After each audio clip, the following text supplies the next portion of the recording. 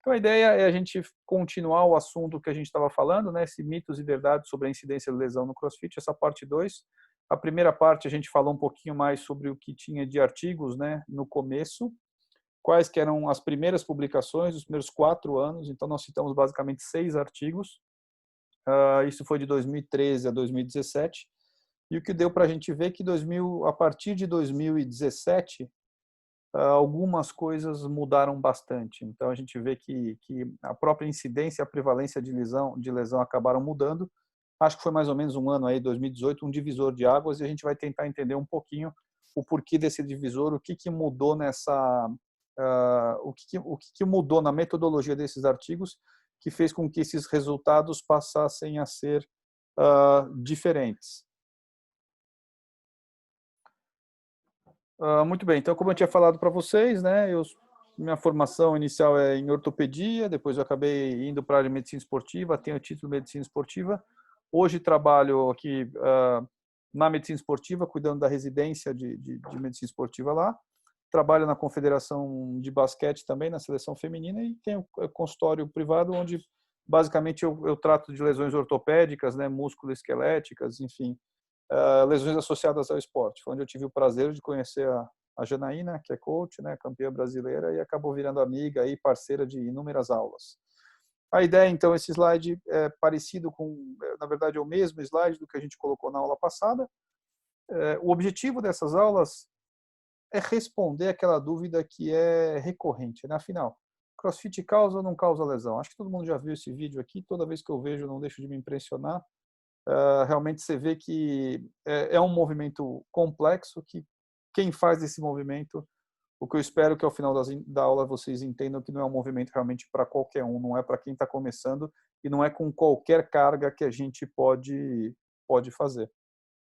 Mais uma vez eu ressalto sempre no começo das aulas, né, que por mais que sejam aulas que falam sobre lesão, eu sou totalmente a favor do CrossFit. Eu acho que os benefícios físicos e de saúde, eles superam em muito os eventuais riscos que existem com relação à lesão, né? Tanto os benefícios estéticos, os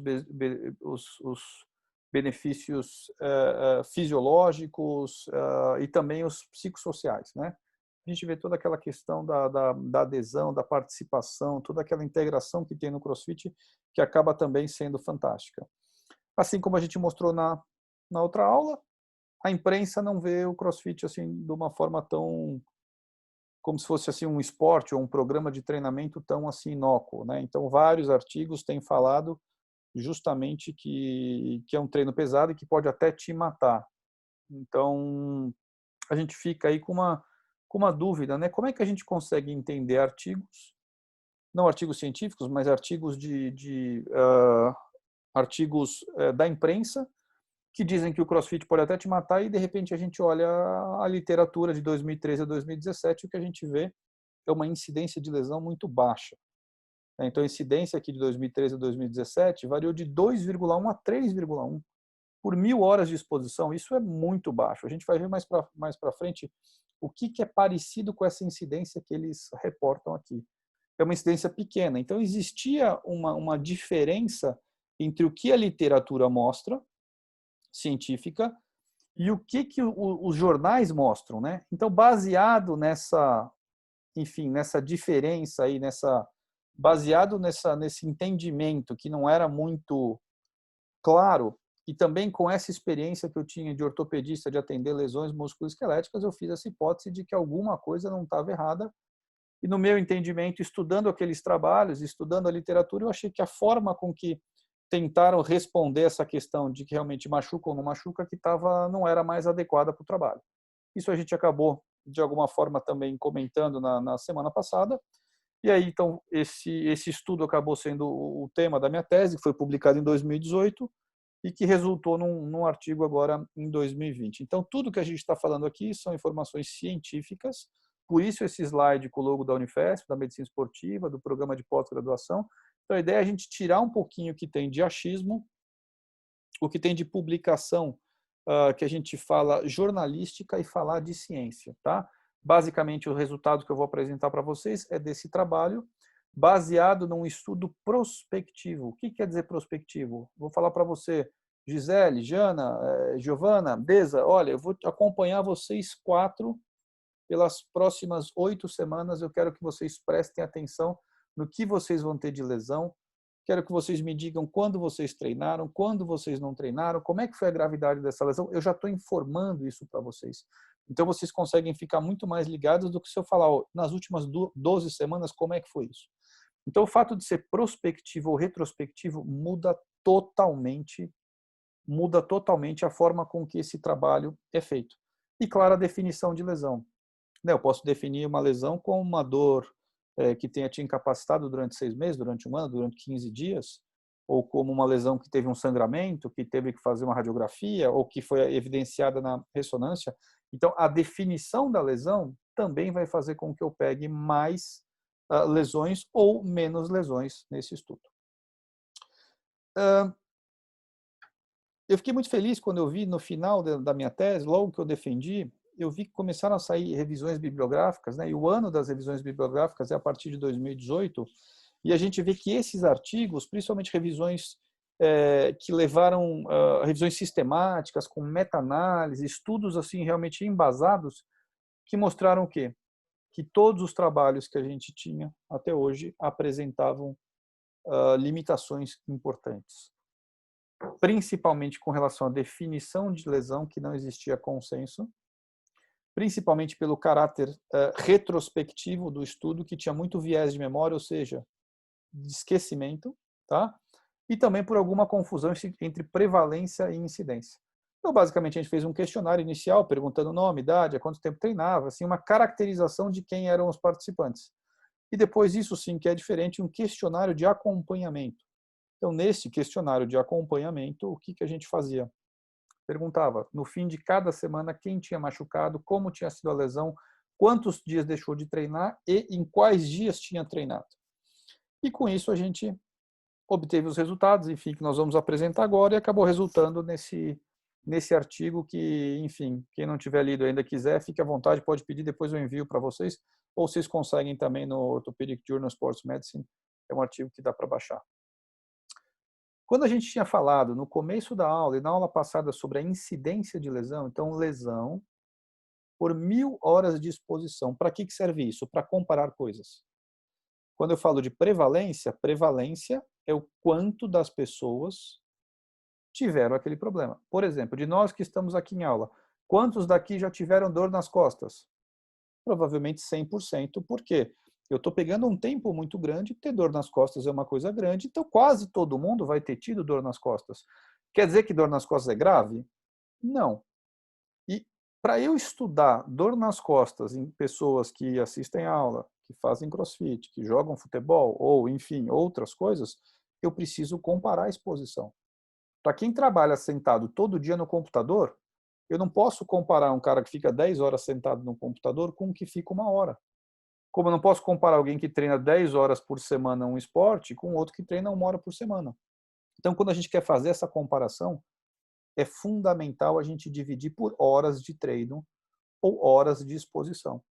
E o que a gente viu que de 2018 para cá, esses índices que eram de 2,1 a 3,1 passaram a ser 0,27 a 18,9.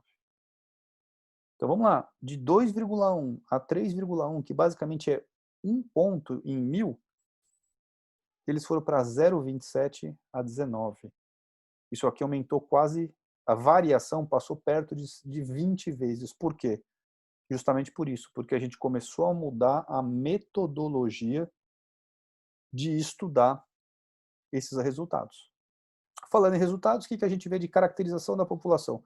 Peso, idade, altura, aqui eu vou começar a perguntar para o pessoal. Quem quiser falar, abra o microfone, fique à vontade. As minhas vítimas aqui preferenciais, como são coaches, são a Andresa e a Janaína. Mas basicamente o que a gente vê é Tatiane, Gisele, enfim, quem quiser falar, Luiz, Cláudio, todo mundo, quem quiser falar, fique à vontade.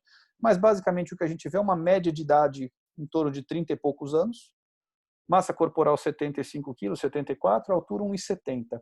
E isso é legal porque assim, é exatamente igual ao estudo do Ian.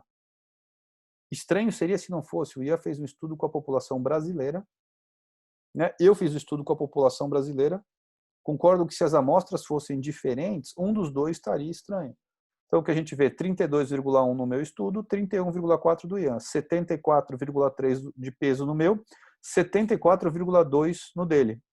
1,70 m no meu, 1,71 m no dele. Andresa e Janaína, o que vocês veem, a média de idade, geralmente é um pessoal assim, um pouco mais assim, experiente, assim, mais passou dos 30, né? A musculação, geralmente, a gente vê uma galera mais nova, né? Mais assim, adulto jovem, 18, 19, 20, 20 e poucos anos, né? O CrossFit realmente é um esporte que envolve pessoas um pouco mais velhas. Por que vocês acham isso, hein? Talvez tenha até um pouco de influência de que essa pessoa mais velha ela já tentou outras atividades, ela talvez não tenha se adaptado a essas atividades, e é bem assim, acho que a Janaína vai concordar comigo, é o que mais a gente ouve quando chega um aluno novo, é que eu quis tentar algo diferente, porque tudo que eu tentei me desagradou, e eu não consegui continuar a prática, mas sei lá, eu sei que ela é importante para minha saúde, ou porque eu tenho algum objetivo estético, ou em casos mais ousados, algum objetivo de performance. Alguém que já vem de um quadro esportivo, um quadro de competição, parou de competir e precisou e buscou uma atividade que se caracterizasse como esporte, que tivesse esse caráter competitivo para que ela, sei lá, pudesse ter a mente mais saudável. Eu vejo E assim, eu vejo até que o Léo aqui, estou sabendo que você é coach também, recebi a dica aqui, acho que não te conhecia pessoalmente, mas sei que você é coach aí em Bauru também. Veja se você concorda com a minha observação. Primeiro, eu acho que quando você é mais jovem, você tem mais tempo para fazer coisas talvez mais prazerosas. Então, você consegue jogar bola, você consegue fazer outras coisas que às vezes os atletas de 30 anos, assim, 40, não conseguem tanto. Então, muitas vezes, quando você tem 30, 40, você não consegue ter aquela regularidade de jogar bola ou fazer um treino de jiu-jitsu que é sempre aquele horário, você acaba, e no crossfit da musculação, você vai o horário que você consegue, um dia 7, outro dia 8, outro dia é à noite.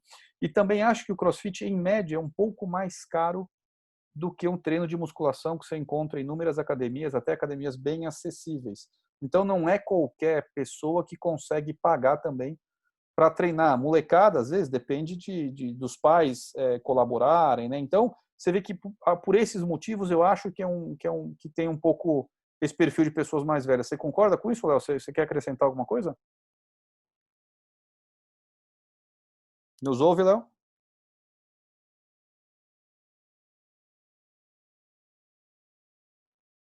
Acho que está conectando o seu áudio, não estamos te ouvindo. Jana, alguma coisa diferente com relação a isso que a gente falou?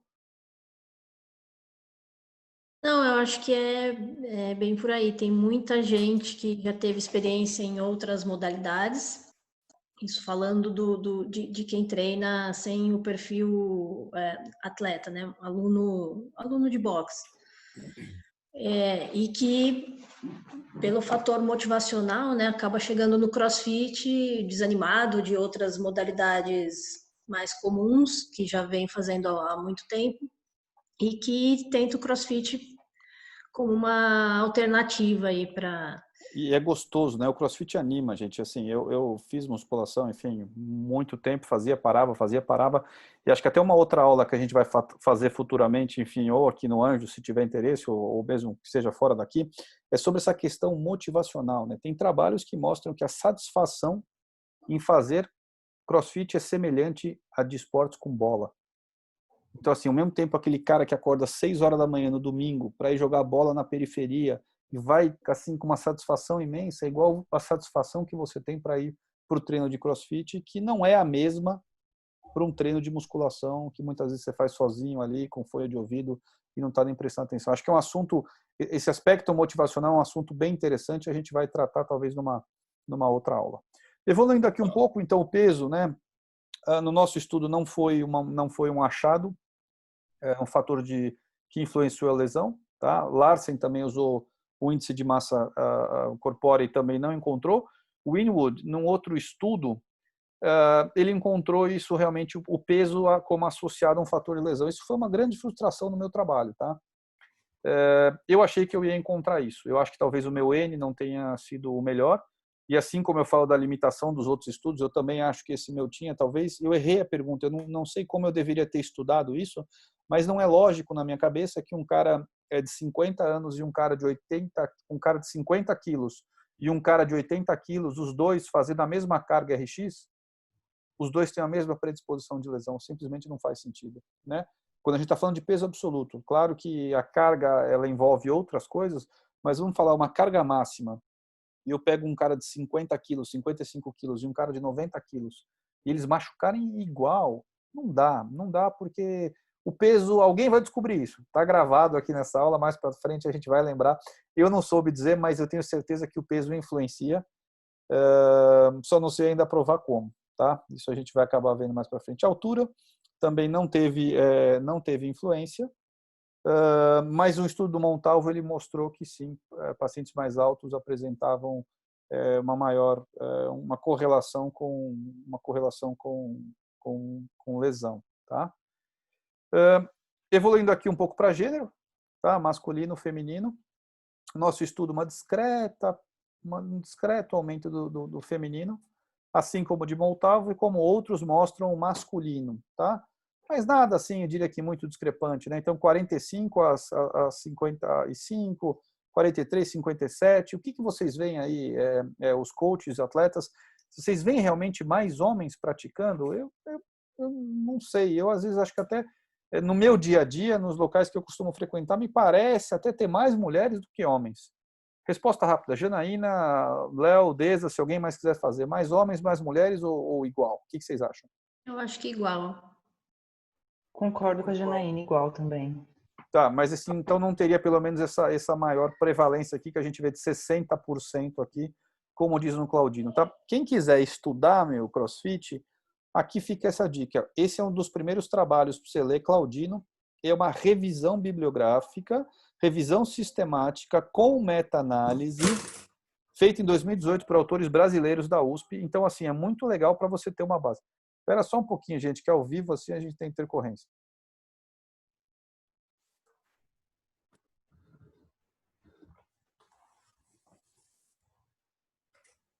Igual aquele videozinho, sabe que vocês viram que o cara tá ao vivo e as crianças correndo? É mais ou menos isso. Então, voltando, não acho que é relevante, enfim, se é mais masculino, feminino ou médio, não muda, é mais a título de para a gente entender. E aqui, gente, ó, essa é uma foto que eu tirei. Quando eu estava fazendo meu trabalho, eu tirei algumas fotos que eu fiquei assim impressionado. Eu gosto de foto, né? Então sempre, enfim, sempre foi um hobby que eu gostei. Mas eu tirei algumas que foram impressionantes. Vocês vão até ver algumas dessa aula. O que vocês veem aqui? Fazendo um handstand push-up. Uma atleta com mais de 60 anos. Isso não é montagem, tá? Isso é real. Eu pedi autorização e tirei a foto.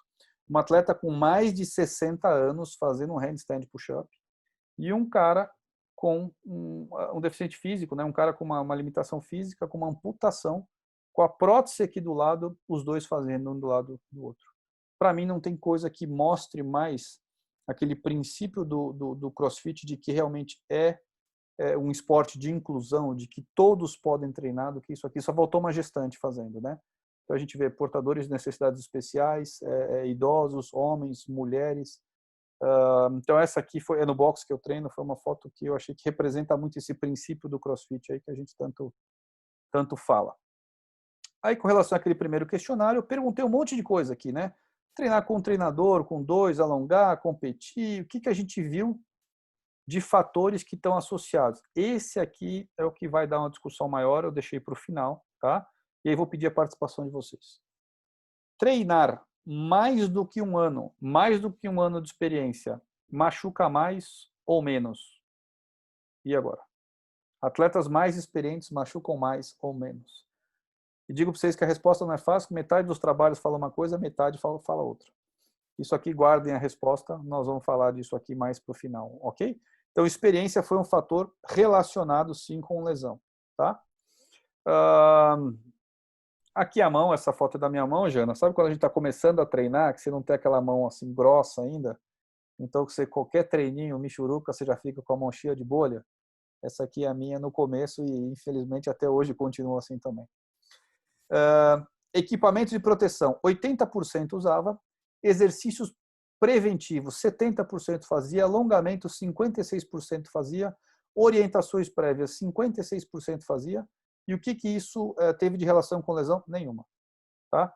Então, tomei cuidado de perguntar tudo isso. Vários trabalhos perguntam isso. Alguns mostram que tem, outros que não tem. O fato é que não existe uma resposta bem embasada para isso. Parece que tudo isso daqui é firula. No final, eu vou falar para vocês, eu acho que a técnica e a carga são tão superiores a essas coisas que às vezes a gente ficar pensando nisso daqui não vai ser significativamente estatístico, não vai ter significância. Participar em competição em outros esportes também não teve. E aí aqui eu pergunto para lesão prévia, isso sim. Tá? Mas isso não é diferente dos outros esportes, né? Lesão prévia sempre tem a ver, sempre influencia, sempre, enfim, predispõe a novas lesões. Tá? E aqui agora eu pergunto para as mulheres. Quem quiser falar, pode falar. Quem quiser fazer um joinha aí, só para a gente entender. Devemos ter aqui 6 ou 7 mulheres. Quem já fez xixi fazendo crossfit? Ninguém? Eu já tive, no início, quando eu fazia box jump, eu tinha uma certa incontinência, bem pouco, assim, bem pequena, mas eu sentia que se eu não fizesse o xixi antes de treinar, Você apertava. aprendeu, como a maioria das mulheres que treinam pesado, aprenderam que quando tem double under e box jump, tem que correr para fazer xixi no meio do treino, senão ele sai. O Por quê? double under não, sentia só no box jump, mas No logo, box jump. bem no início. Gisele também tá arrumando a câmera ou tá fazendo um joinha aí? Não, na verdade, eu não treino crossfit, mas eu tive incontinência algumas vezes fazendo musculação, cheguei a tratar. Mas no consultório eu pego bastante paciente de crossfit e eu pergunto da incontinência, elas referem incontinência sim, principalmente as que pegam mais carga, né? A Deza aqui diz que tem muita gente que quando realmente faz double under, que é o número 1, tá? É o que a gente mais vê. Isso eu tive, quando eu comecei a estudar, eu comecei a conversar, enfim, com o pessoal, e aí um dia, eu não lembro exatamente como, mas uma menina me contou. E aí eu comecei perguntando, assim, reservadamente, eu não cheguei, levantei a mão no treino e perguntei para todo mundo. Mas eu fui conversando e fui chegando, e aí uma falava aquela. E aí o que eu vi que tem algumas pessoas que tratam isso até como piada, né? Se você for ver, colocar incontinência urinária e crossfit, tem um vídeo numa competição, eles entrevistando justamente as competidoras e elas falando, dando risada. Então, o fato é que assim, você tem um aumento da pressão intraabdominal tão grande que acaba assim, se você não tem essa musculatura do assoalho pélvico forte, acaba tendo um pouquinho de incontinência por um desequilíbrio da musculatura. E aí, em 2015, eu vi isso, coloquei no trabalho, fiz essa avaliação, a gente teve 12% de mulheres com queixo, que é muito baixo. Eu acho que isso está lá para 30%, 40%, mas muitas se sentiram envergonhadas de responder, só que eu não publiquei. E o meu trabalho era basicamente de lesão, eu achei que incontinência não tinha muito a ver, não publiquei, agora já tem uns 3, 4 que saíram e, enfim, perdi a ideia porque não publiquei, mas está os dados aqui, 12%, que eu acho que é pouco. Hoje tem circulado até em torno aí de uns 30%. Também acho que é um assunto para uma outra aula aí, a gente falar só sobre incontinência urinária associada à prática de atividade física. Com relação ao N, esse estudo aqui do feito, 3.000 pessoas. Bastante coisa, né? O primeiro estudo, 132. Eu acho que o nosso N 400 estaria dentro da média aí, principalmente dos primeiros estudos, é um N muito bom, mas não dá para a gente comparar estudos retrospectivos, né? Perguntar para 3.000 pessoas, putz, manda questionário, alguém machucou no último ano? De acompanhar prospectivamente. Então, eu acho que aqui a gente tem que ter um divisor, né? Isso eu vou frisar bastante, toda essa aula tem que ter um divisor aqui de metodologia, são trabalhos bem diferentes. E quando a gente vê, então, realmente de prospectivo, o nosso trabalho chega a ter 2, 3 vezes aí o que já foi feito. Então, acho que esses resultados, o que mostra que esses resultados eles estão bem embasados, né? E aqui eu pergunto novamente para os nossos coaches aí, se mais alguém quiser contribuir. Média de treino, normalmente alguma coisa entre 3 e 5 dias por semana, certo? Brevemente aí, em torno de 4 vezes por semana seria a média, Jana, Léo e Deza? Mais ou menos isso? Exatamente. Tá, isso, pode falar. Aqui a gente costuma fazer de segunda a sexta e de sábado um treinão geral, né? Só que mais pensando no público de não perder tanto a semana. Mas ó, a ideia mesmo é sempre ter um dia de descanso entre cada. Claro, claro, legal. Mas é difícil a gente achar outra modalidade que as pessoas consigam treinar 4 vezes na semana em média, né? Claro, tem É, cara que se você deixar vai todo dia, mas nós estamos falando a média das pessoas, você fazer uma mesma atividade física 4 vezes por semana é bastante coisa, né? E aqui eu sim. faço um parênteses para vocês, é uma parte um pouco pesada, teórica, mas é fundamental para a gente entender o porquê que a incidência de lesão era de 2,1 a 3,1 e agora é de 0,27 a 18. Medida real da exposição versus medida estimada da exposição. Vamos lá. Um estudo de 12 semanas, ok? Vou pegar aqui a Giovana. Fala, Giovana, vou te acompanhar nas próximas 12 semanas, ok? Eu quero que você me diga aí quantas vezes você treina por semana. Ah, eu treino em média 4 vezes por semana. Ok. E aí eu te pergunto, né, um estudo retrospectivo. Giovana, nas últimas 12 semanas, quantas lesões você teve? Ah, eu tive uma lesão, fiquei afastado um dia por lesão. E você treinou em média mais ou menos quanto? Ah, eu treino umas 4 vezes por semana. Ok. Então a gente chega que se você treinou 4 vezes por semana, vezes 12 semanas, dá 48. Um dia afastado, 1 sobre 48, né, vezes 1.000 horas de exposição, 20,83 lesões para cada 1.000 horas, ok? Tudo bem? Tranquilo aqui? Agora, se eu falo um estudo prospectivo, aí eu chego para a Gisele e falo, Gisele, olha, eu vou te acompanhar nas próximas 12 semanas. E aí você vai me dizer certinho quanto você treinou. Na primeira semana ela treina 5 dias. Aí ela machuca, fica um dia afastada, fica um dia, né, teve uma lesão, fica 14 dias afastada, aí depois ela viaja mais 7, aí ela volta, treina mais 3 dias e ela sai de férias. Vocês concordam que ela treinou os mesmos 8 dias, 5 dias numa semana, 3 dias na outra, teve uma lesão, só que aqui ela teve férias, ela ficou afastada, ela ficou desmotivada. Então, na verdade, aqui ela treinou 8 dias, com a mesma média de 4 vezes por semana. Se você for ver a média aqui, eu perguntar para ela, uma semana ela treinou 5, outra semana ela treinou 3. Ela fala, em média eu treino 3, 4 vezes por semana. Então eu tenho 8 dias, na verdade ela treinou 8 dias e teve um de lesão, 1 sobre 8, 125. Então se eu fizer uma suposição de que ela treina em média 4 vezes por semana e que nas últimas 12 semanas ela treinou igual, ela teve 48 horas de treino. Ao passo que se ela não treinou igual, ela tirou um mês de férias, isso muda totalmente. Isso ficou claro? Deu para entender? Então eu preciso saber não só o quanto eu machuquei, mas se realmente eu treinei 4 vezes por semana. 4 vezes por semana em 12 semanas são 48 treinos. Agora, se eu faltei um mês, eu já perdi um mês de treino. São 16 vezes a menos. Isso é fundamental. E esses estudos retrospectivos, eles não consideram isso. Então ele pergunta, você treina em média 4 vezes por semana? Bom, nos últimos 12 meses, você treinou tantas vezes. Só que quem consegue manter 12 meses treinando sem tirar férias, sem se machucar, sem fazer nada? Concordam que é bem difícil? Então, muito do número daqueles trabalhos ser baixo é porque eu acho também que eles podem ter hiperestimado o número de horas de treino. Eu acho que as pessoas que teriam treinado 10 vezes falaram que a média deles era 4 vezes por semana e foi para 20 vezes. Aí, claro que o número de lesão cai. Ok?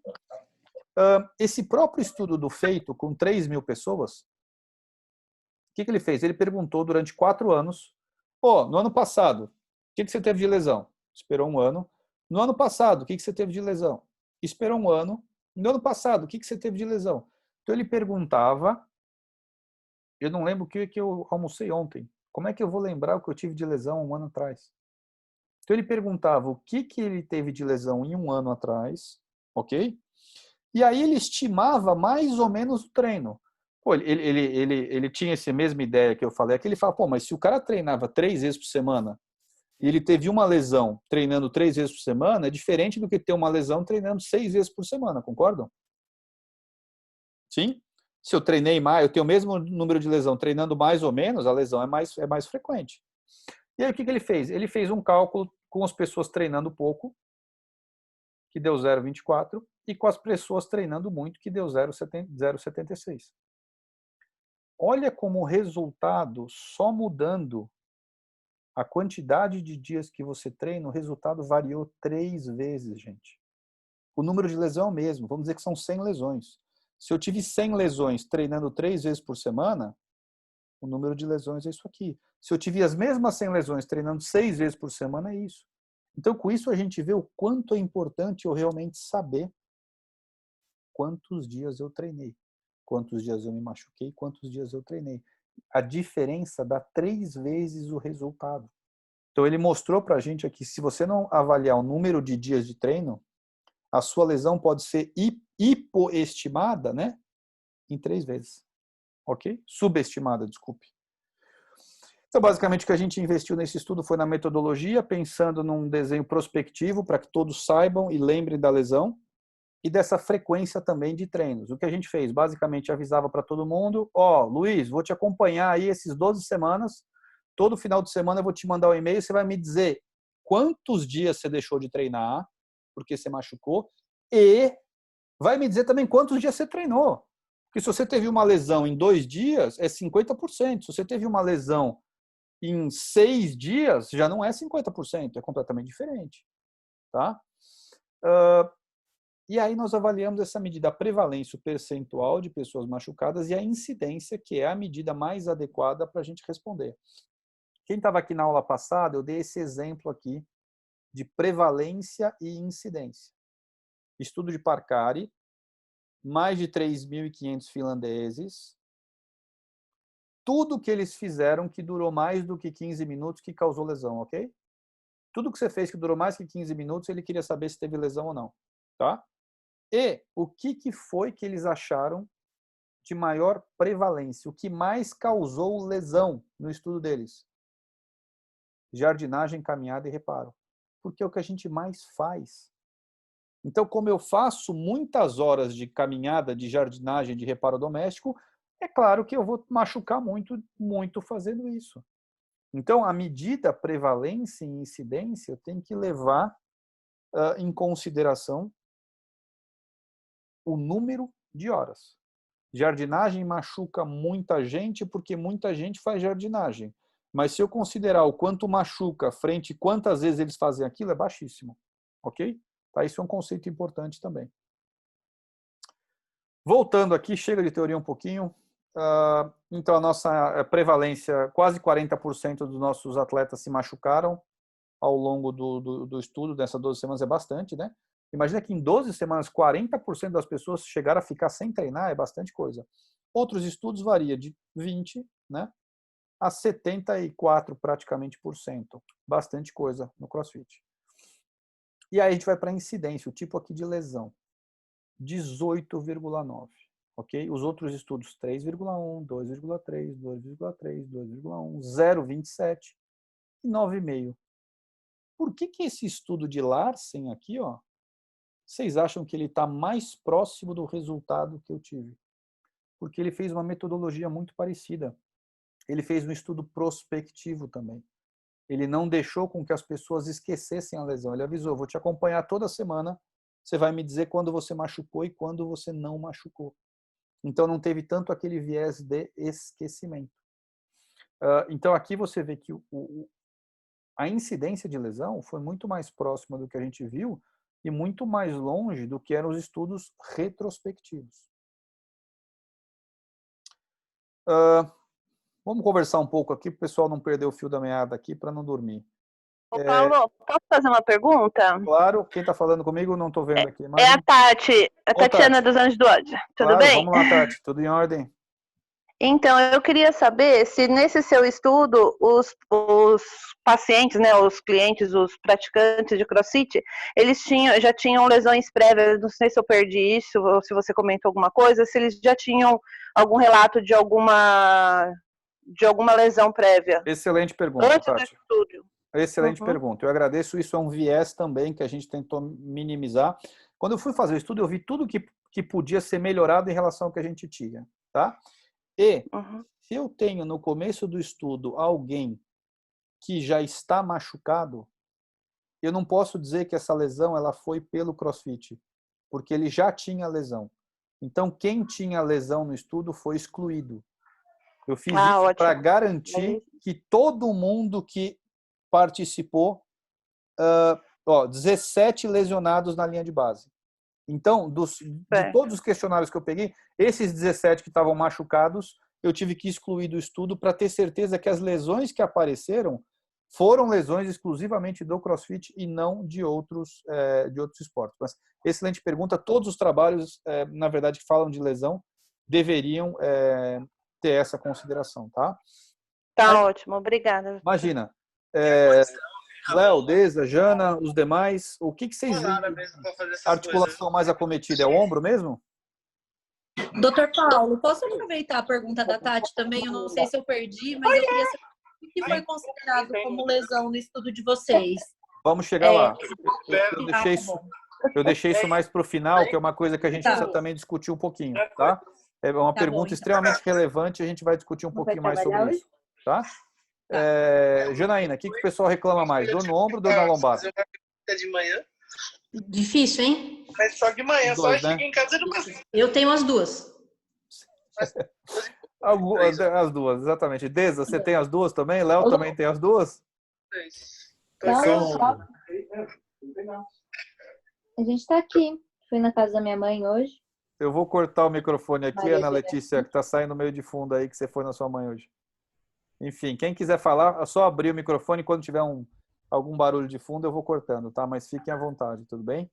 Bom, dentro do meu... A Tati, falando de novo aqui, desculpa, eu tô falando muito. Por favor, Tati, participe, senão o pessoal dorme. Vamos lá. Vamos lá. Então, no consultório, eu atendo muito recovery, atendo praticamente, 80% do meu público do CrossFit.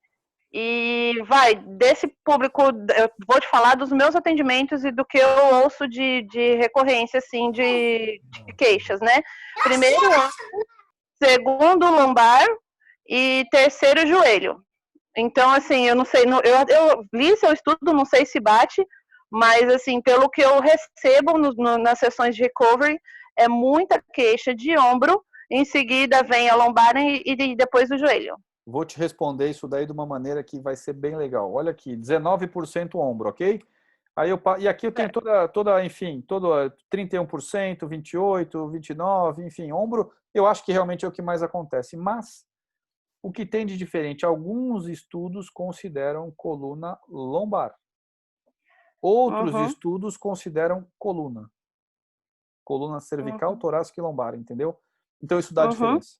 Então, aqui, por exemplo, eu tive 19 de ombro e 15 de lombar. Mas se eu incluísse torácica e cervical, eu iria para 22%, entendeu? Então, isso depende, mas nós sabemos que os dois estão em torno de um pouquinho mais de 20%, tá? E aqui também tem trabalho que fala em 14%, 33%, 36%, 20%, só que aqui são as três partes, né? Torácica, lombar e cervical. E aqui no meu, só da lombar já deu 15%, tá? E depois joelho. Basicamente são esses três. Ombro e coluna, ou coluna e ombro. E terceiro, geralmente, joelho. E agora pergunto para vocês. Meninas, vocês também físios, os físios também, os meninos físios. Lesão muscular. Vocês veem muita lesão muscular no CrossFit? Não, eu não vejo. Eu, Gisele, não vejo. Que mais? Tati? Também não. Lesão muscular, eu ouvi de alguns pacientes se queixando de quando praticavam a musculação, mas no CrossFit eu vejo pouco também. Mais alguém quer contribuir? Giovana, Luiz? Faz 5 anos que eu trabalho com a parte de CrossFit e a única vez que eu peguei um atleta com lesão muscular foi um atleta que estava fazendo um squat snatch e derrubou a barra da altura da cabeça no quadríceps e ele teve uma lesão por conta da barra ter batido no quadríceps. Foi a única vez. Ele estava com 70 quilos e a barra caiu lá de cima da posição do overhead no quadríceps em flexão. E foi a única vez que eu peguei uma lesão mesmo. Às vezes a gente vê o pessoal fazendo clean E o que acontece? Eles já começam a ficar meio fadigados, começa a bater a barra no meio da coxa.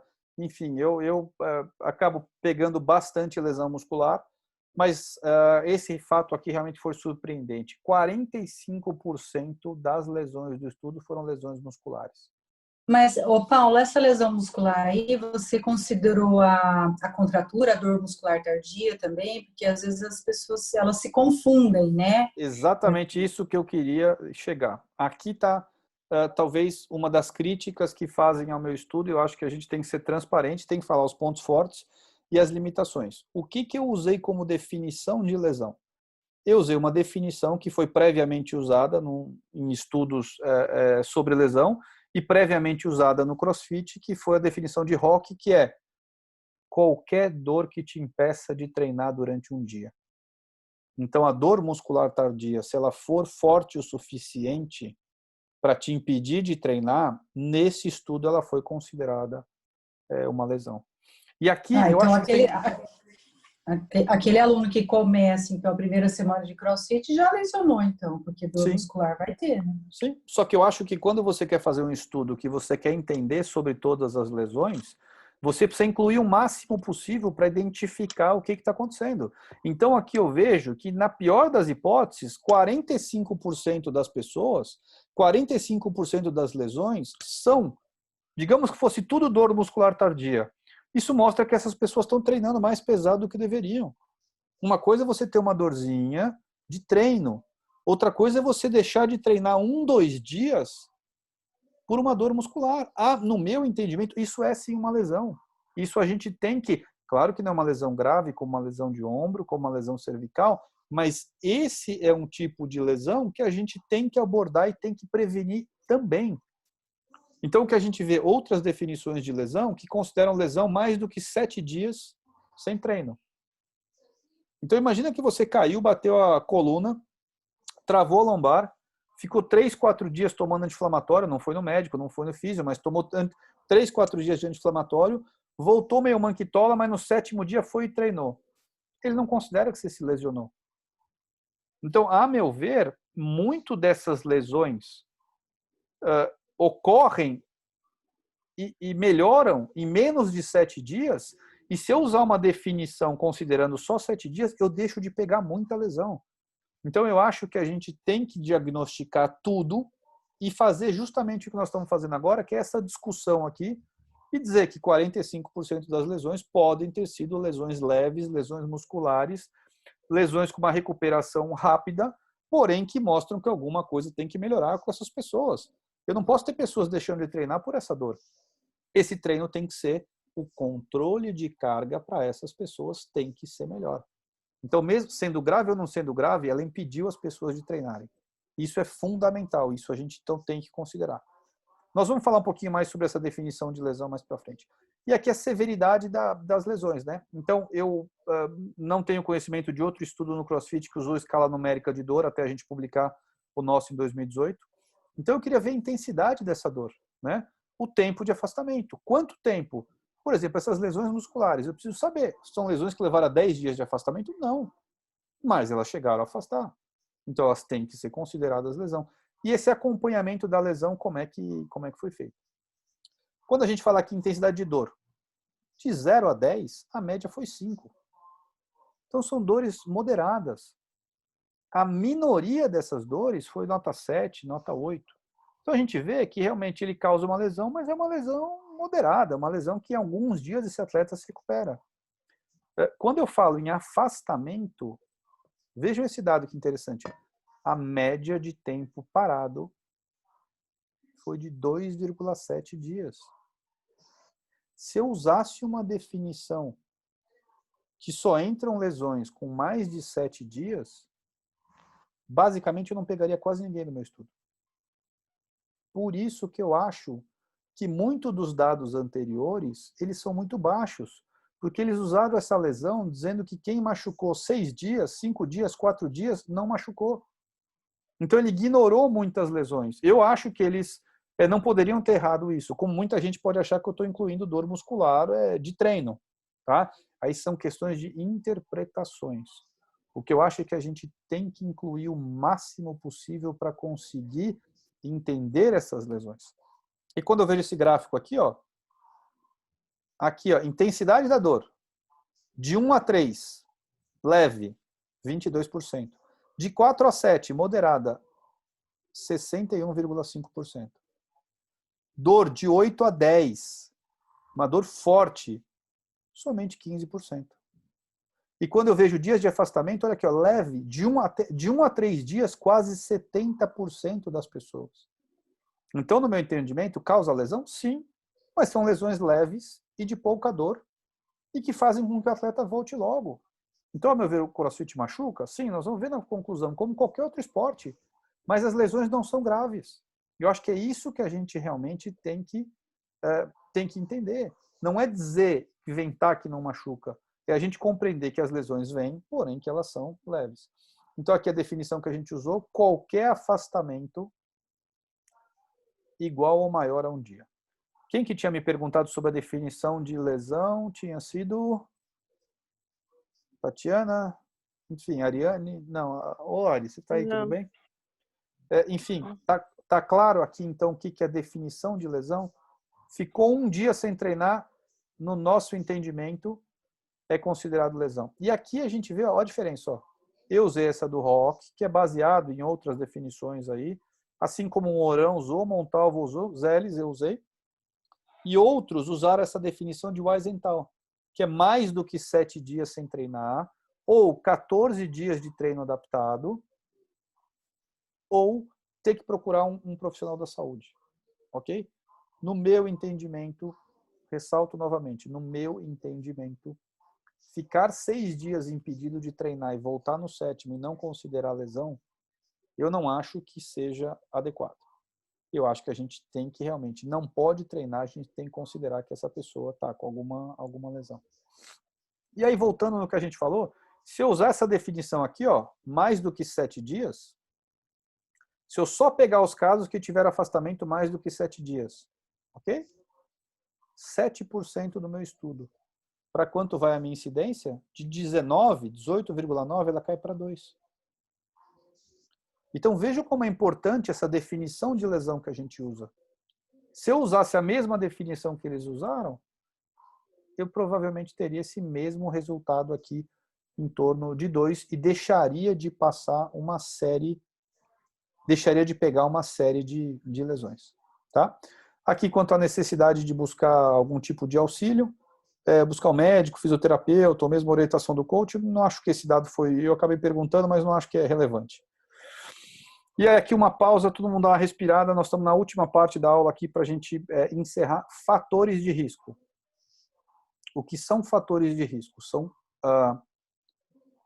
fatores que estão verdadeiramente associados à lesão. Então, isso é o que importa.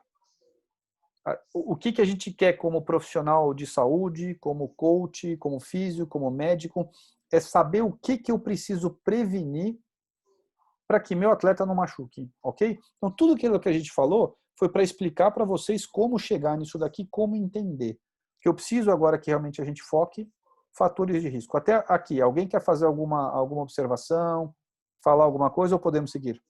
Doutor Paulo. Sim. Giovana, eu queria tirar uma dúvida com você de Por uns favor. slides anteriores, aproveitar a brecha. Em relação à questão de lesões em ombro, coluna, até aproveitando que tem coaches na reunião, queria entender se, por exemplo, isso diferencia dentro dos boxes, principalmente relacionado ao que o head coach ele planeja dentro do treinamento. Porque as lesões de ombro estão associadas principalmente aos movimentos de ginásticos e, por exemplo, os de coluna relacionados aos movimentos do LPO. Então, se isso vai, por exemplo, do que o coach planeja dentro do boxe. Ele dá mais prioridade para ginásticos, mais prioridade para LPO, enfim. Claro, eu acho que parabéns, excelente pergunta. São muitas coisas para a gente falar, eu quis não pormenorizar algumas coisas para não ficar cansativo, mas eu acho que é importante a gente saber. Eu acho que o CrossFit é extremamente técnico. Tá? Os movimentos são movimentos complexos, difíceis, que exigem uma amplitude articular máxima, muitas vezes com peso. quando a gente fala do ombro, e acho que isso é uma outra aula só sobre lesão no ombro, quando a gente fala no ombro, a gente leva a nossa articulação ao máximo. Quando você faz o snatch, você leva essa articulação ao máximo da amplitude articular, com muita carga, e para que você consiga sustentar esse peso aqui, isso não é só força. Eu preciso conseguir travar essa barra no cotovelo, eu preciso ter uma mobilidade na torácica para eu conseguir estender o meu tronco, senão eu começo a cair para frente com a barra. Então você vê que às vezes indivíduos que não têm mobilidade torácica não conseguem fazer movimentos no ombro, porque chega uma hora que o ombro dele está no limite, a coluna não deixa ele vir mais para trás. Então, a gente sabe que o CrossFit ele é empírico, é uma metodologia que depende dos coaches. Os coaches têm que ter essa sensibilidade de avaliar os alunos, fazer exercícios preventivos, trabalhar a mobilidade e respeitar o período que esse aluno tem para aprender o gesto esportivo. Tá? Então, assim, se você for ver, eu já treinei em vários boxes, principalmente na época do meu mestrado, eu acabava indo em um e outro, tinha alunos aqui que ajudavam ali, e você vê que tem coaches que são assim fenomenais. Eu treinava num lugar, meu coach saiu, foi para outro, eu segui ele porque ele era, enfim, era um cara acima da média. E você tem lugares que o coach basicamente quer que você soque peso. Não, vai botando peso, vai botando peso, vai botando peso. Então isso, nós como, agora eu falo como alunos, é difícil para a gente como aluno conseguir entender isso. Eu acho que isso é da visão do coach. Ele tem que saber qual exercício é possível para aquele perfil de atleta que ele tem e para o peso que aquele atleta suporta. Jana, Deza, Léo, querem acrescentar alguma coisa? Vocês concordam com isso? Vocês acham que depende aí de você ver o perfil do atleta para ver qual exercício dá para fazer? Muito. Eu acho que é fundamental. Logo no início do CrossFit, a gente tinha um público diferenciado. Você via que ou a pessoa era atleta ou queria ser. Hoje não. Hoje a gente tem um público muito mais heterogêneo. Então não dá mais. Eu trabalho muito pouco com carga estipulada. Por exemplo, a gente vai fazer o WOD, o RX é 50 quilos e o Scale é 35. Eu trabalho muito com porcentagem, porque aí cada um vai trabalhar, a carga interna é igual, né? Então a Perfeito. carga externa. Esse é o conceito, perfeito. Porque não dá. Hoje a gente tem um público. Foi que mostrou nas primeiras imagens lá. Tem um idoso, tem uma pessoa com necessidade especial, tem uma gestante, então não tem como trabalhar com carga absoluta. Eu gosto muito de trabalhar com carga relativa. Perfeito. Léo, alguma coisa a mais? Você quer acrescentar? Desde alguma coisa ou não? Não, eu acho que eu sou numa linha bem do que você falou, assim, em relação também ao índice de sobrecargas, assim. Alguns se machucam por assimetrias, ou de força, ou de mobilidade, ou falta de mobilidade, então não dá para priorizar ou machuca pelo ginástico ou machuca pelo LPO, né? Fica bem nessa falta de mobilidade ou assimetrias de força. E bem o que a Janaína falou aí também é bem legal. A gente também trabalha hoje com porcentagens de carga, porém nem todos os alunos, assim como o nosso público-alvo é pessoas comuns, não buscamos, não tem tantas pessoas atletas assim ou que querem alto rendimento, eles também não se preocupam tanto com o RM deles, com o PR, né? Então, mas a gente tenta sempre trabalhar em porcentagem para ficar com um peso de igual para todos. Perfeito. Giovana, eu acho que eu respondi a sua pergunta. Complementando só o que os coaches aqui falaram no começo, era aquela CrossFit, era virar pneu, entendeu? Era chegar lá e jogar o peso, e arremessar, e quebrar tudo, era aquele negócio meio som pesado. Hoje em dia você vê que tem CrossFit que toca até sertanejo, né? Então eu acho que até os próprios coaches, na verdade, os próprios coaches hoje, eles estão mais conscientes. E se você não respeitar a individualidade de cada um, que tem lesão. Então eu comecei a treinar em 2015, essa época aí do meu mestrado, e o negócio era assim, vai, treina, não, para de frescura. Hoje a gente vê o contrário. Eu vejo muito, peraí, começa devagar, vai aqui. Então você vê um público que não é mais aquele público maromba, aquele público doidão, assim, que só queria realmente resultado e aumentar a carga. E você vê um público mais heterogêneo mesmo, né? Você vê, enfim, senhoras fazendo, gestantes, crianças, adolescentes. Eu acho Paulo, que... Quem fala? Tatiana, novamente, Oi, uma Tati. interferência aqui. Fica à vontade, por favor. Eu também comecei a praticar CrossFit quando eu comecei a trabalhar com os CrossFitters, né, para entender um pouco também do esporte. E eu percebi que muitos praticantes, muitos alunos não têm a chamada consciência corporal, entendeu? Então vão praticar, além de assim, não desenvolver adequadamente, com o tempo adequado, o gesto esportivo, não tem essa consciência. E se o coach não chamar atenção para isso, vão continuar automatizando o movimento de forma incorreta, um agachamento, um snatch incorreto, e cada vez mais vai subindo essa carga e isso vai poder agravar ou gerar uma lesão, entendeu? Vai levar então, lesão, não assim, tenha dúvida. Não tenha dúvida, então, vai levar. Vai levar. Aconteceu comigo, eu fui subir numa barra pela primeira vez, né, a barra fixa e tal, mas, assim, senti muito meu ombro. E a partir daquele momento, foi na primeira semana do CrossFit, eu entendi que ali eu tinha que cuidar mais e começar com exercícios mais tranquilos para poder fazer aquilo que eu estava tentando fazer, entendeu? Eu voltei, mas por mim, porque é difícil dentro de um grupo de 20 alunos, por exemplo, às vezes que está fazendo uma aula, você enxergar só aquele e aquela pessoa também se expor e falar, olha, nossa, doeu muito, ou tá doendo, ou ficou doendo do treino. Às vezes a pessoa não se expõe, entendeu? Mas e eu isso acho que dificulta o trabalho dos coaches, né? É obrigação do coach colocar freio nos atletas, tá? E eu lembro assim, o primeiro lugar que eu treinava, acontecia isso, o cara falava, não para não. Não para não, machucou o ombro, faz box jump, corre, se mata, entendeu? Era assim, tipo, você tinha que sair de lá, assim, arrastado. Ofegante, né? E isso você sabe que realmente leva a lesão. Mas voltando aqui nos fatores de risco, então, 3 coisas que nós encontramos. Carga de treino. Foi o primeiro trabalho de CrossFit a realmente falar sobre carga de treino, tá? Exposição, que é aquele 1 ano que a gente falou, e lesão prévia. E agora nós vamos falar um pouquinho de cada um. Esse é aquele mesmo atleta, lembra que estava fazendo handstand push-up? Quando vem alguém reclamar para você da vida, você fala assim, olha esse exemplo, olha a altura que ele está pulando. Ele está pulando, saltando, com corda, fazendo single under, né, não double under, um cara que é amputado.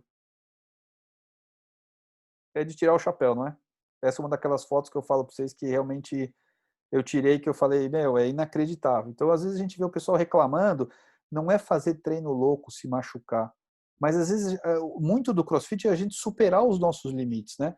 E quando às vezes a gente vê aqueles caras preguiçosos, que não quer fazer nada, que só reclama, você olha isso aqui, enfim, só um parênteses, mas é uma lição de vida, né? Aqui o conceito de carga que a gente falou é um conceito baseado no Comitê Olímpico Internacional. A carga não é o peso que eu estou carregando. A carga pode ser o peso, pode ser a velocidade com que eu executo o movimento, pode ser o número de repetições, pode ser o tempo ou pode ser a dificuldade. Então eu posso fazer um supino, exercício semelhante ao supino, um RX está começando, é uma flexão de braço. Como eu posso colocar um cara avançado para fazer um levantamento com kettlebell na bola suíça, totalmente solto, fazendo um movimento com propriocepção, que é um movimento muito mais complexo. Então a carga, ela vai além de um número. A carga, ela na verdade é esse conjunto, é esse esforço que eu faço. Né? Acho que aqui, quem já fez um Murphy? Eu treinei, fiz um Murphy, quase morri. Fiz em dupla, vale lembrar. Mas, enfim, terminei e tal, tudo bem. E falo para você que a sensação que eu tive quando eu acabo o Fran, eu já devo ter feito umas 5 vezes o Fran, é muito pior um Fran que dura 10 minutos para os sedentários, que nem eu, 10, 12, sei lá. Dura 2 minutos e meio. E eu que sou velha, hein? Para mim dura 10. E eu saio, talvez uns 7, 8, vai. Mas eu saio morrendo. A sensação é muito pior com 7 minutos de exercício do que com 1 hora que eu levei, 1 hora e pouco que eu levei para fazer o Murphy. Então, e eu vou dizer, não, o Murphy é uma carga pesada e o Fran não é. Pô, o Fran você sai vomitando. Então, a carga não é o peso absoluto. A carga é o esforço a que eu vou expor o meu corpo. Carga de treino. Então, assim, no nosso estudo, 50% só treinava scale, ok? Então, a gente perguntava, que carga você treinou? Scale. 21% só treinava RX. E 27% hora scale, hora RX. Quem vocês acham que machucou mais? Tati, você que está sempre participando aí enquanto o pessoal dorme, quem machuca mais? RX, scale ou carga variável? Eu acho que é RX. Luiz, você que está prestando atenção, não falou nada até agora. Scale Carga RX, variável. carga variável. Nos meus Giovana, pacientes são os scales, doutor. quem falou agora? Scale. A outra Tati dos Anjos também. E aí, Tati, tudo bem? Então a gente tem Tudo 2 bom? scale, 2 Scale. RX e 2 Giovana vota no variável. Giovana, variável. É. E Gisele, dormiu? O RX, que tem mais de 3, 4 anos de prática, ele sabe jogar melhor, ele sabe a intensidade durante o campeonato, e aí se emociona menos no A odd. maturidade tem tudo a ver ali, a resistência. Ele sabe, ele tem a malícia, ele tem a resiliência ali para se manter bem. Eu, Diego, com 44 anos, falo com experiência. eu com E o 28, grande problema é que os scales não utilizam da técnica, eles acabam colocando tudo na força, por isso que acaba aparecendo maior Verdade. incidência. Eu não posso responder, falar para você essa resposta de pessoas de 40 anos, que eu estou nos meus 28 ainda, mas eu chego lá e um dia eu te respondo. Ricardo, que entrou aqui com a gente, não falou nada, quer contribuir alguma coisa, fica à vontade. A Ariane também, minha fisioterapeuta da seleção de basquete, também está aqui com a gente. Então, na verdade, a gente não chegou num consenso, né? Alguns acham que é RX porque não tem experiência, outros acham que é scale, não, é scale porque não tem experiência, outros acham que é RX porque treina mais pesado, outros acham que é quem varia a carga e outros não acham nada, certo? Mas alguém achou alguma coisa diferente? Vamos lá? Ok. Então vamos ver quem machucou mais. Aqui o percentual de quem treina e o que nós vemos aqui? Scale. Para cada uma lesão do scale, 2,4 lesões de quem só treina RX. E 3,5 lesões de quem alterna carga. 3,5 vezes mais lesão de quem alterna carga do que quem é scale. Esse, no meu entendimento, é o achado mais relevante. Esse, no meu entendimento, é o achado mais relevante do nosso trabalho. Quem não está preparado para aquela carga não pode fazer. Quem é scale e treina scale machuca pouco se ele sabe o limite dele. Quem é RX e está preparado para treinar RX, treina mais pesado, machuca um pouco mais do que o scale. Correto. Mas quem é scale e quer treinar RX, ou seja, não tem a técnica, não tem a maturidade ali, não tem a experiência que o Luiz falou para a gente, esse cara não tem a carga interna, como falou a Janaína, ele não tem uma carga crônica suficiente para aumentar a carga aguda. Exemplo bobo aqui. Vamos pensar um cara que treina 10. E esse cara que treina 10, num dia ele vai e faz 15. Ele aumentou 50%. Vamos pensar num cara que acostuma treinar 20, que ele aguenta 20. E ele treinou 25, ele aumentou 25%. Então, o aumento que eu faço, o que interessa não é o número absoluto. 5 para quem treina 10 é diferente de 5 para quem treina 20. Então, se eu sou scale e eu estou acostumado com carga leve e eu resolvo fazer um RX sem ter um período de melhora da técnica e melhora da musculatura, eu vou me arregaçar. Então, a meu ver, esse é isso que eu quero. Assim, se tiver uma coisa para vocês guardarem da aula, é isso. Carga de treino. Eu tenho estudado muito lesão, estudado bastante isso de lesão no esporte, basicamente é o que eu vivo, é o que eu trabalho, e cada vez a gente vê mais trabalhos falando sobre carga de treino. Esse é o cara, Tinga-B. Tá? Esse cara, ele tem basicamente a melhor bibliografia e literatura sobre controle de carga. Ele introduziu, junto com outros autores, mas eu diria que ele é o mais relevante, um conceito de carga interna e externa. Carga interna, o quanto eu aguento. Se eu aguento 10 e eu boto a carga externa, que é 15, eu botei 50% a mais. 50% a mais, eu vou me arrebentar. Se eu aguento 20 e botei 5, eu botei 25% a mais. 25% a mais eu consigo fazer um treino que eu faço um esforço maior. Ele colocou esse conceito aqui, ó, The Training Injury Prevention Paradox. Tem uma zona sweet spot. É uma zona que aqui, ó, a carga 100% é o 10. Se eu treinar de 0,8 até 13, de 8 a 13, eu estou nessa zona verde aqui, ó. Eu não me machuco. Se eu aguento 10 e começo a treinar aqui, ó, 20, ó, eu estou na zona vermelha, eu vou me machucar. E um parênteses. Se eu deveria aguentar 1 e eu não treino nada, eu machuco mais o sedentário. Prestem atenção. Gordinho sedentário machuca. Sedentário faz mal para a saúde. Quem não treina machuca mais do que quem treina. Olha esse gráfico aqui, ó.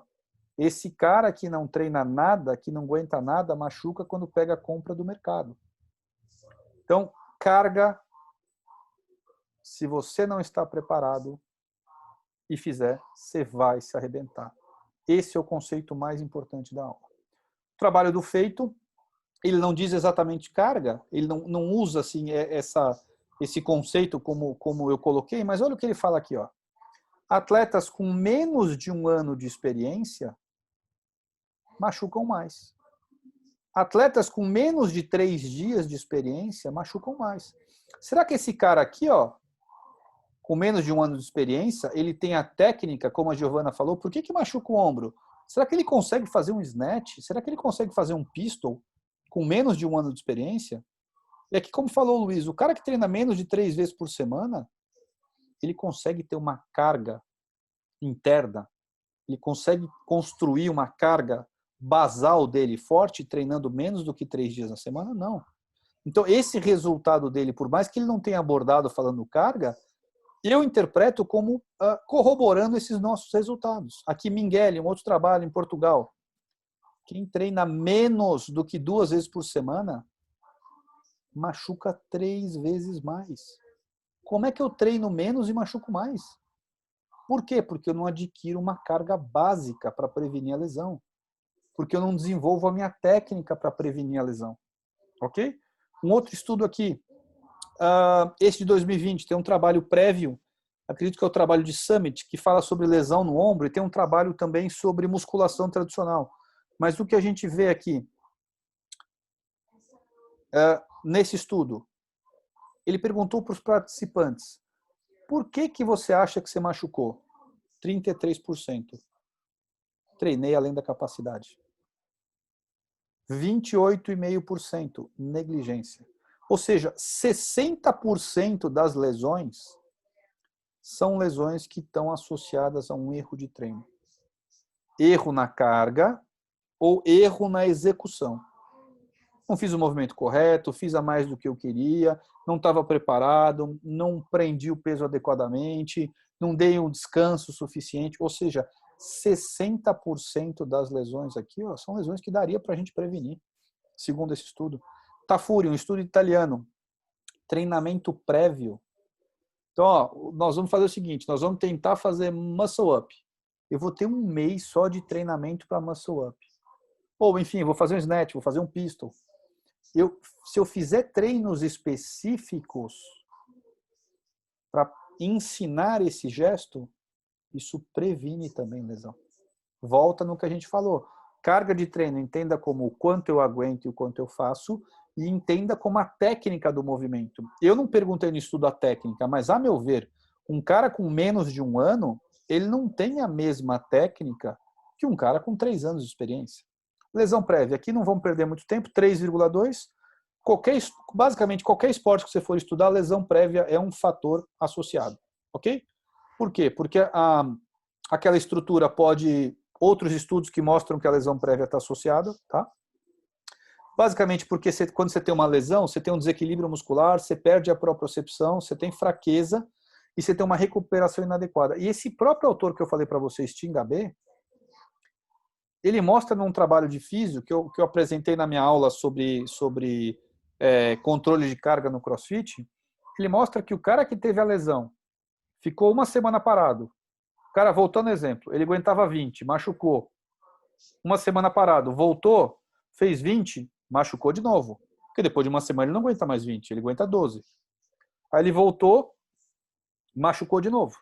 Ficou 2 semanas parado, voltou, fez 25. Machucou, ficou, enfim, inutilizado. Tempão parado. Então, a carga de treino hoje, ela serve para prevenir lesão, ela serve como critério de retorno ao esporte e, claro, performance, que é como você realmente melhorar os resultados do atleta. Alguma dúvida aqui com relação à carga prévia, lesão prévia e carga de treino? Alguém quer fazer uma consideração? E aqui, engatando nisso, a gente abre para as perguntas.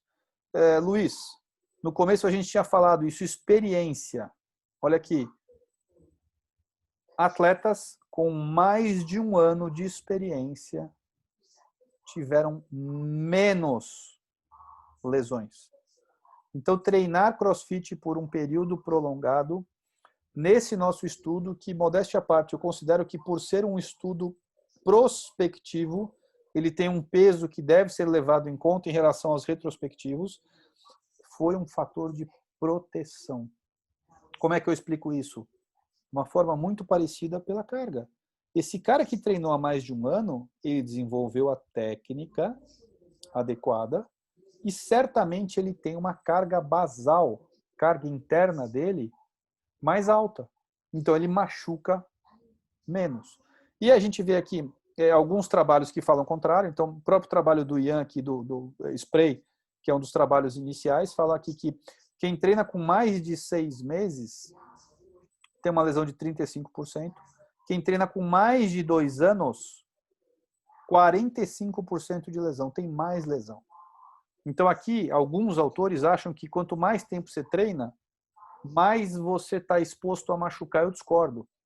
Eu acho que esses caras aqui com 2 anos que tiveram uma taxa de lesão alta são caras que tinham lesão prévia e não trataram direito. Porque, a meu ver, são caras que sabem a técnica, que aguentam o peso, mas que talvez não tenham se tratado direito, por isso começaram a ter essa recorrência. Tá? E aqui um outro estudo também, esse mesmo de 2020. Atletas avançados em relação a intermediários. 2,6 vezes mais lesão. Avançados em relação a iniciantes, 7 vezes mais lesão. Isso é contrário ao nosso. Aqui eu acho que é por não cicatrizar direito. E aqui um trabalho que fala parecido com a gente. Lembra desse Larsen aqui, que eu falei que era um prospectivo de 8 semanas, que tinha dado 9,5? O que ele fez? Eu acho que para a gente pensar se atleta novo machuca ou não machuca, a gente pode esquecer todos os estudos, inclusive o meu. Mas o desse cara aqui, ó, é a referência. O que ele fez? 168 praticantes de CrossFit, ok? Nunca fiz 168 pessoas. Pegou todo mundo. Vamos treinar CrossFit. Não sabiam fazer nada. Acompanhou esses caras durante 8 semanas. Quem não sabia fazer nada. Qual foi a incidência de lesão? 9,5. Vocês lembram quais eram as incidências antes? 2,1 a 3,1. Quanto que ele chegou? 9,5. E aqui um detalhe, hein? Qual foi a definição de lesão que ele usou? Mais do que 7 dias de afastamento. Se ele tivesse usado a definição de lesão que eu usei, então em 8 semanas, teve tudo isso de gente que ficou mais do que 7 dias afastado. Se ele tivesse considerado 1 dia de afastamento, isso aqui provavelmente seria maior que o meu, seria 25, 30 para cada 1.000. Então, nesse estudo só com indivíduos que não estavam acostumados com CrossFit, ele mostrou uma altíssima incidência de lesões. Então, isso para mim encerra o assunto quanto ao período de experiência. Eu acho que quanto mais experiente, menor o risco. Tá? E outro trabalho aqui mostrando que sexo masculino está mais associado à necessidade de cirurgia. As lesões no joelho geralmente precisam de cirurgia, as na coluna menos, e o IMC não tem relação. Assim como eu disse, todos os estudos têm limitações, e eu acho que só enobrece nosso estudo a gente mostrar nossas limitações. Então a gente poderia ter feito uma comparação entre os boxes, tá? Isso eu até poderia ter feito. Não fiz porque eu achei que seria uma coisa indelicada, com tantos coaches que me ajudaram e atletas, a gente ficar comparando um com o outro, esse box machuca mais, aquele, enfim, não achei que seria uma coisa bacana de fazer, a gente acabou não fazendo. Assim como todos os estudos que falam do CrossFit, as lesões foram autorreportadas. Então, quem me disse que teve lesão muscular foi o próprio aluno. Pode ter sido uma tendinite, ele achou que era uma lesão muscular, isso é um viés, tá? E essas severidades, elas não foram individualizadas. Então, eu não investiguei, mas a dor muscular, a dor isso, eu não estratifiquei cada uma dessas dores para ver exatamente, enfim, o que era mais forte que a outra, tal. Entretanto, o que a gente vê de ponto forte no estudo? Uma amostra bem grande, mais de 400 participantes, 13 boxes envolvidos, bastante. A meu ver, a gente usou a definição de incidência como a literatura realmente pede que seja usada, né? Considerando o número de lesões e o número de dias que eu treinei, o número de exposição, com um desenho prospectivo, né? A definição de lesão, por mais que seja uma coisa que possa ter aumentado os nossos resultados, eu acho que quando a gente quer entender sobre lesão, eu preciso fazer o máximo para englobar todas as lesões. E se eu pego só lesões que levaram mais do que 7 dias, eu deixei de pegar um monte que eu não posso deixar passar no meu entendimento. Como fatores de risco, foi o primeiro estudo, acho que até hoje ainda é o único a falar de carga de treino, assim, de peso, né? Tem alguns falando hoje sobre a frequência cardíaca, algumas outras coisas, mas como essa carga RX versus scale, foi o primeiro estudo realmente a mostrar, é o ponto relevante. Lesões prévias a gente já sabia, já imaginava. E também acho que ele contribuiu de uma forma muito importante em mostrar que atletas mais experientes têm menos lesão, porque tem uma carga interna maior e uma experiência maior. Então, o que a gente chega como conclusão? Que apesar dessa incidência nossa ser 10 vezes maior que alguns estudos, e até 100 vezes maior do que aquele do feito, que era 0,24, né? Apesar dessa nossa incidência ser muito mais alta que os anteriores, isso não quer dizer muita coisa, só quer dizer que o CrossFit machuca como qualquer esporte. Isso é inferior do que futebol profissional, do que basquete, do que ginástica, do que handball. Então, quando a gente fica, CrossFit machuca ou não machuca, é claro que machuca, como qualquer esporte machuca. Entretanto, esta metodologia usada, no meu entendimento, é muito mais adequada para responder essa pergunta, machuca ou não machuca. Ela mostra valores mais elevados, entretanto, inferiores a outros esportes e, importantíssimo, as lesões duram menos do que 3 dias. São lesões que se recuperam rapidamente e cuja intensidade de dor, de 0 a 10, é 5. Então, o que eu concluo como final desse slide? Machuca como outros esportes, tá? Até menos do que alguns. As lesões, elas são de curta duração, principalmente lesões musculares, eu acho que pelo excesso de carga. Indivíduos menos experientes machucam mais, então eu tenho que evitar que esses caras inexperientes treinem pesado, tá? A cicatrização da lesão é importantíssima, porque a lesão prévia foi um fator importante. E o mais significativo, controle de carga. Dr. A carga tem que ser individualizada. Já Posso encerrei perguntar? aqui, vamos abrir para as perguntas. Fica à vontade, Luiz.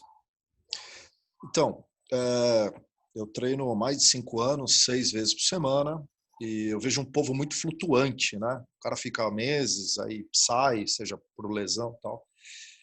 E o que a gente mais vê é dor no ombro, certo? Também no meu consultório, eu também pego bastante. Como que o senhor vê as lesões de slap no ombro? Me chame de você, por favor. Aqui ninguém é Você. Eu sou pelo menos 10 anos mais novo que você, então que o senhor, então fica mais informado. Slap a gente vê... Como é que você vê se é um problema de adaptação do ombro pro treino?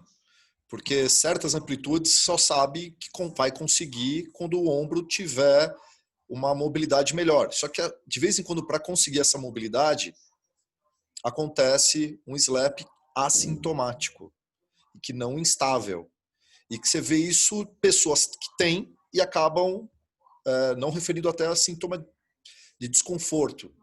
Acabam tendo dor no tendão do bíceps, acabam relatando outra dor. Mas aí você faz o exame e você acha o slap. Fantástico, excelente pergunta. Eu acho que tem tudo a ver.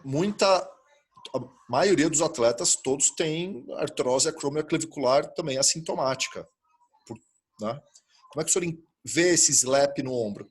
Então vamos lá. Primeiro a gente entendeu o que é slap. Slap foi uma lesão que foi basicamente descrita para arremessadores de beisebol que faziam esse movimento de rodar o braço para trás. Tá? É como se fosse um descascar do tendão.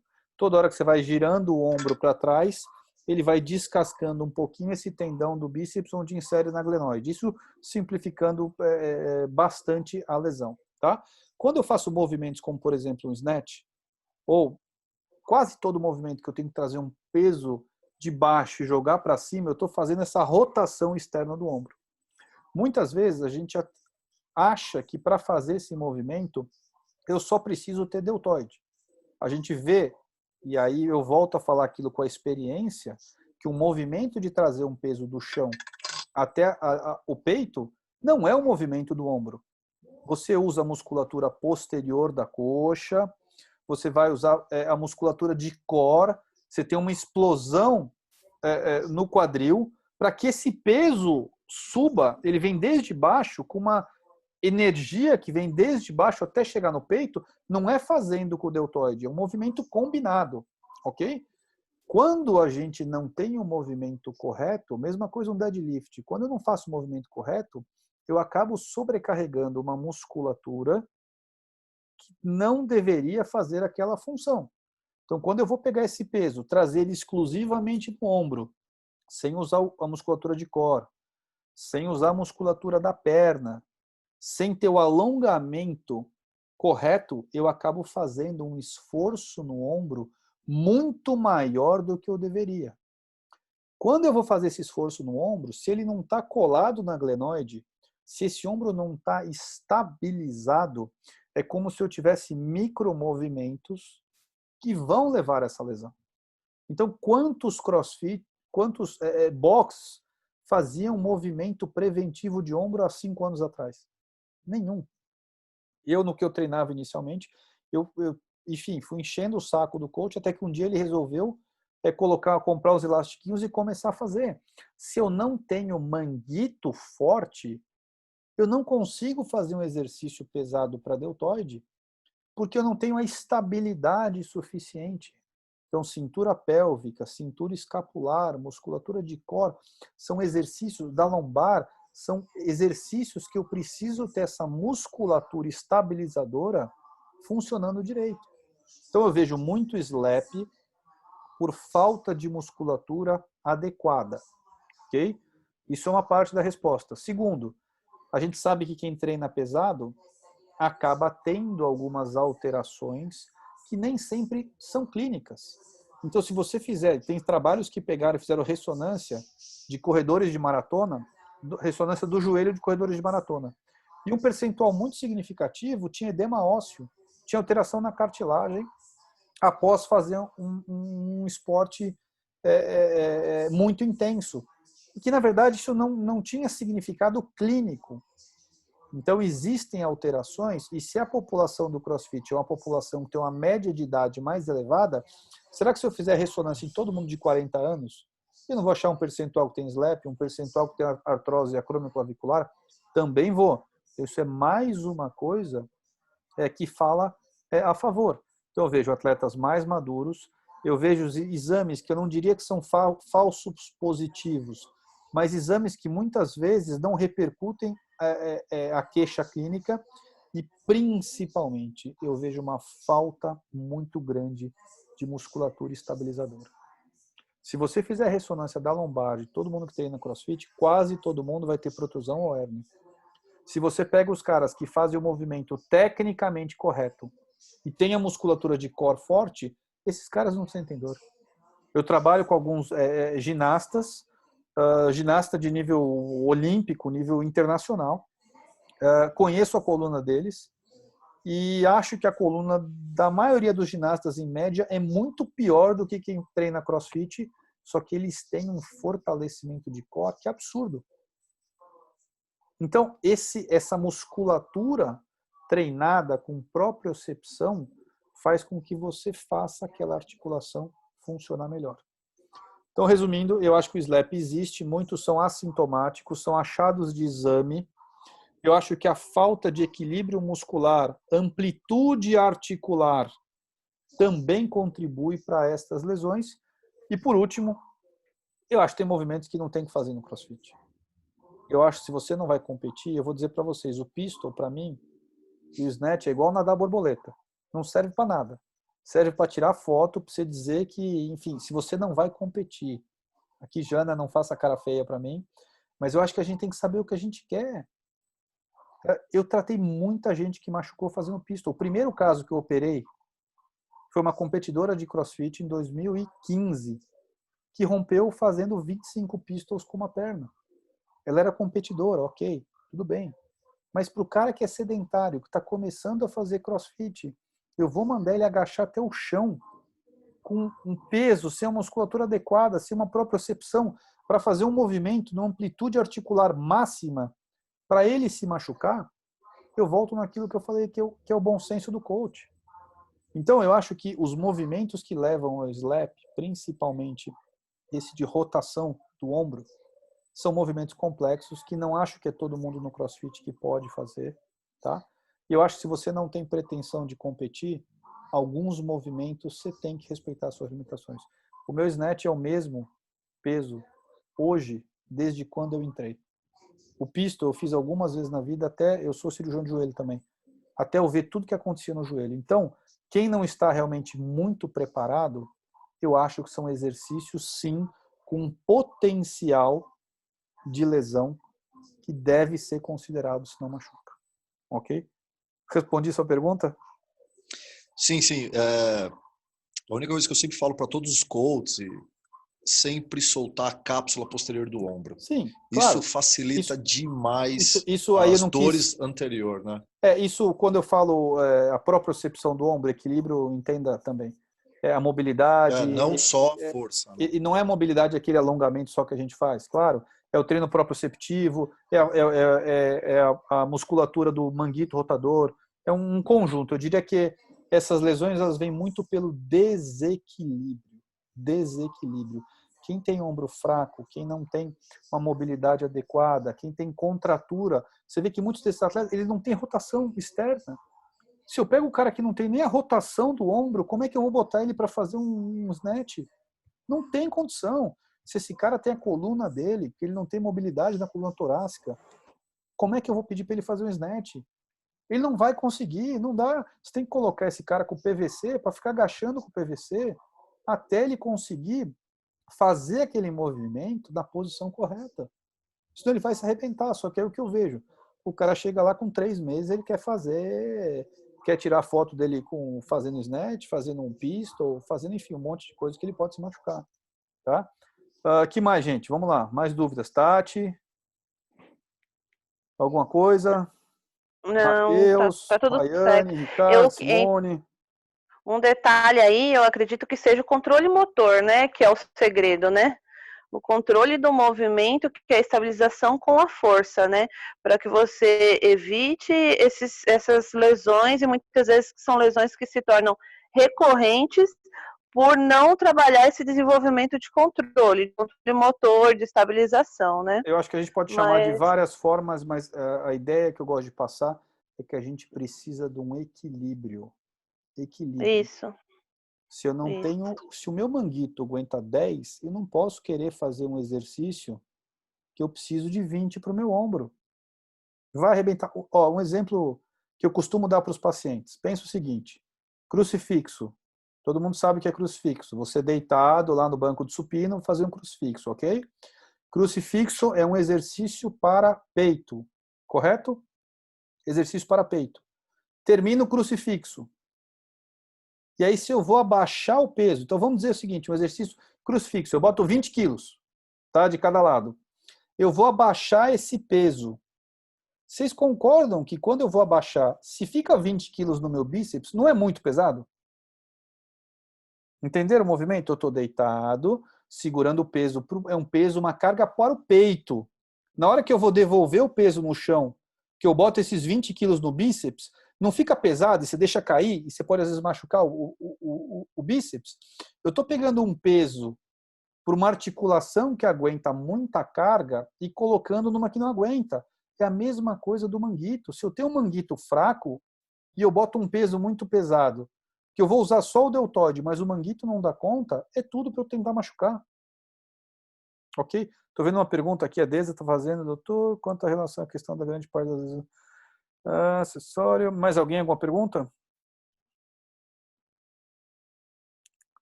Aqui, o Greg Glassman diria que o keeping pull-up tem que ocorrer naturalmente, que ele não ocorreria antes do desenvolvimento do strict pull-up.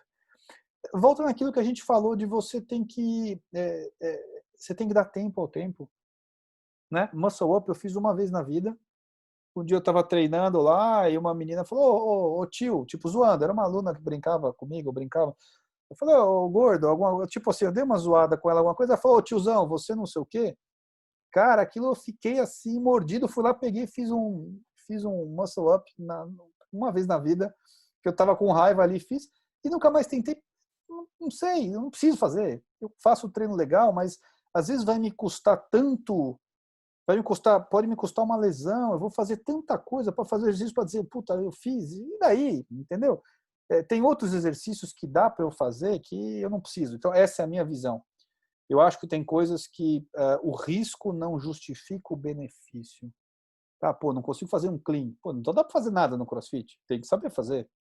Mas o muscle up, dá para treinar no meu entendimento, na minha faixa etária, no meu perfil, como ortopedista, dá para treinar sem fazer o muscle up e continuar vivendo bem. Jana, Deza, Léo, vocês que são os coaches, querem fazer alguma contribuição, mais alguma coisa? Doutor, uma pergunta, fazendo por favor. Claro, vamos lá. Meu nome é Matheus, eu vejo muita discussão, sou fisioterapeuta também, sou praticante de CrossFit há 6 anos. Eu vejo muita discussão assim em volta da abrangência da lesão, né, em torno que você falou. Pode ser um dia, pode ser 7 dias.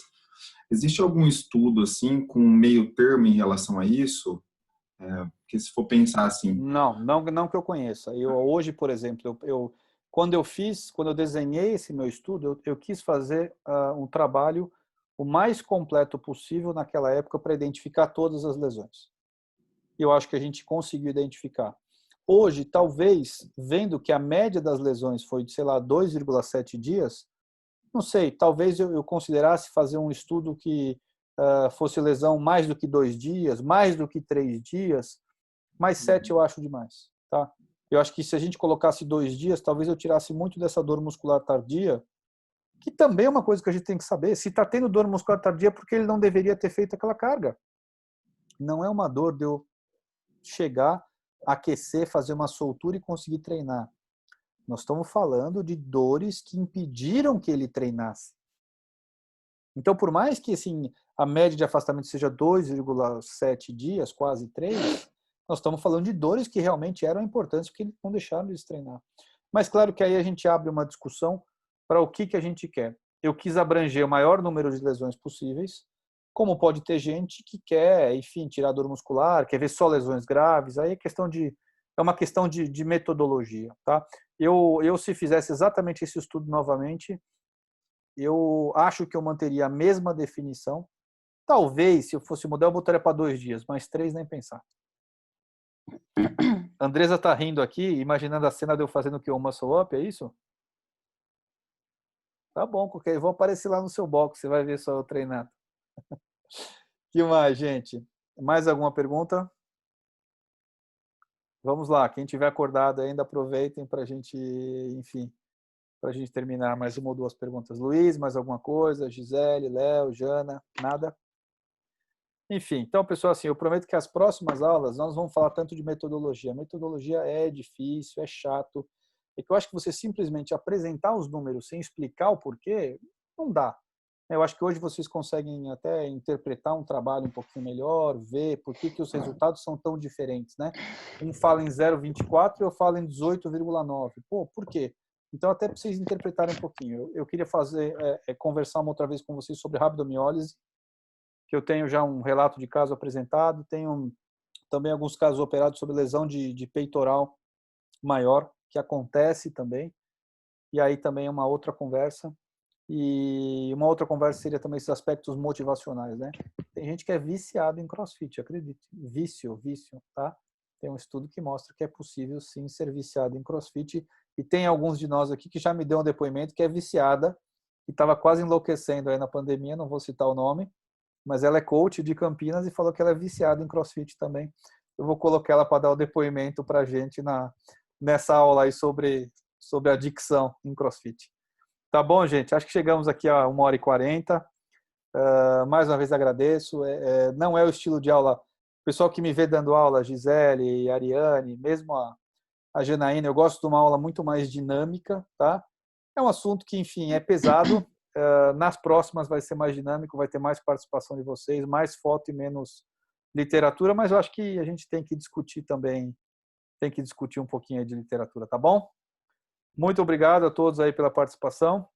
Acho que nos vemos aí talvez em 15 dias, talvez em um mês. E quem tiver dúvidas, vocês têm meu Instagram, tem o WhatsApp, pode pegar com o pessoal do Anjos, aí eu estou à disposição. É o que eu gosto de tratar, realmente atleta, são essas lesões, estou à disposição de quem precisar, tá bom, gente? Ô, Paulo, e essa aula você vai deixar gravada onde? Então, eu estou disponibilizando para o Anjos do WOD essa aula e, como eu disse para vocês, eu estou engatinhando no meu YouTube. Eu fiz um YouTube lá que basicamente minha mãe, meu pai e minha esposa estão seguindo, mas eu vou deixar lá de qualquer maneira, tá como Dr. Paulo Roberto Zeles, tá? Então, se vocês puderem dar uma força também, enfim, tem a aula anterior, se inscrever, enfim, curtir aquelas coisas todas aí que vocês sabem melhor que eu. Isso ajuda também, quem sabe eu me animo e vou colocando mais material, mais coisas que eu tenho aí lá no canal do YouTube, tá bom? E, mais uma vez, quem precisar, estou à disposição, gente. Saúde para todos, se cuidem aí. Nos vemos, acho que em 15 dias, tá bom? Tchau, tchau, gente. Boa noite. Valeu, boa noite. Parabéns aí, Paulo. Valeu, valeu. Ó, sempre à disposição. Quiser participar, acompanha a gente aí, tá sempre convidado, tá bom? Gostei muito, cara. Valeu mesmo. Um abração. Parabéns. Tchau, tchau, gente. Obrigada, boa noite. Valeu, Jana. Valeu, Deza. Tchau, gente. Tchau para todos aí, Matheus, todo mundo. Até mais.